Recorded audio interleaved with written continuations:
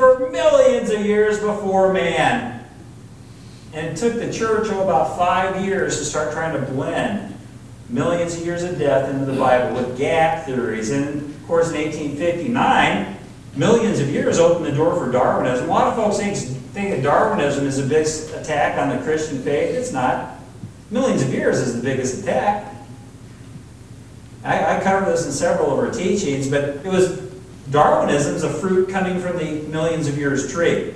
So this came out in 1859, The Origin of the Species by Means of Natural Selection. Well, that's what kids are told today. The rest of the title is The Preservation of Favored Races in the Struggle for Life. Remember, we still had slavery in the U.S. in 1859. You see, if you think you're the most evolved, the favored race, you can do what you want to the less evolved. Tooth and claw, survival of the fittest. That's what slave owners accepted. That's what the Nazis thought. That's what the Chinese thought when they killed 60 million of their own people 50 years ago. That's what the communists thought. We'll talk about that a little more in a moment. But 10 years after Darwin's book came out, Harvard appointed Charles Eliot to be their new president. And the next year, he appointed Christopher Langdale to be the new dean of the Harvard Law School. These two had one thing in common. They both dedicated themselves to making Darwinism the new foundation for American education and our legal system. In fact, Langdale introduced what's called case law study into the courts. This now dominates our legal system. Our legal system is no longer based on the never-changing Ten Commandments of God. It's now based on case law study, which says the law evolves case by case. Have you ever wondered why somebody does a crime and gets 2 years in prison, and the next guy does the same crime and gets 20, and then another guy does the same crime and gets off scot-free? It's because the law evolves. So now we don't have a justice system that's fair and balanced, because the law is evolving case by case.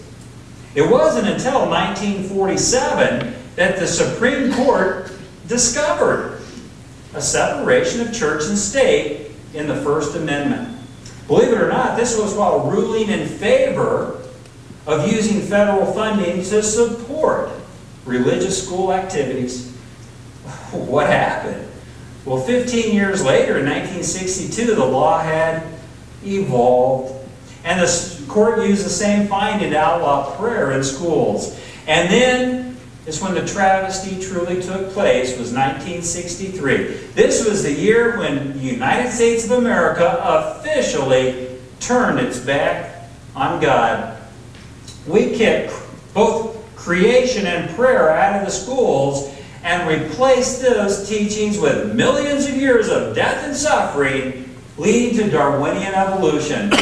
Think about what took place. We stopped teaching our children the foundation for the gospel of Jesus Christ.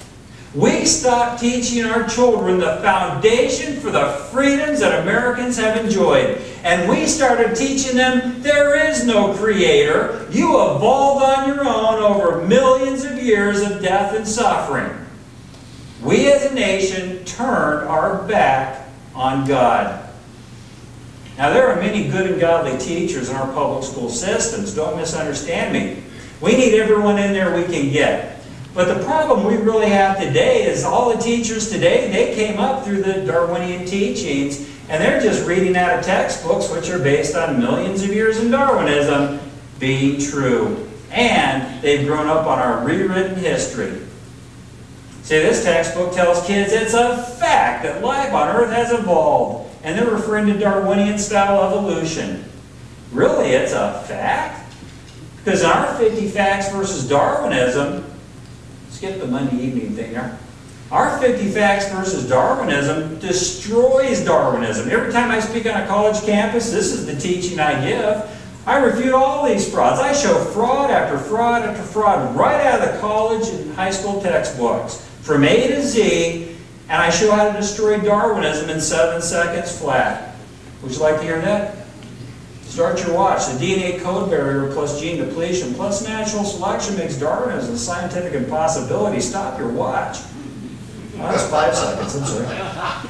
It takes about 2 minutes to explain those terms. But Darwinism is a scientific impossibility. If you look closely at their supposed proofs, you know what you're always going to find? They're almost always, think about this, drawings.